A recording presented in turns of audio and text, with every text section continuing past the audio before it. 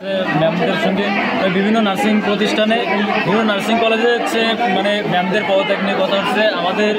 আমরা চাই যে আমরা শান্তি শৃঙ্খলার সাথে আমাদের দাবিগুলো ম্যামদেরকে জানানোর পর ম্যামরা আমরা কালকে জানিয়েছি গতকাল জানিয়ে ম্যামরা মানে সেগুলো মেনে নিয়েছে।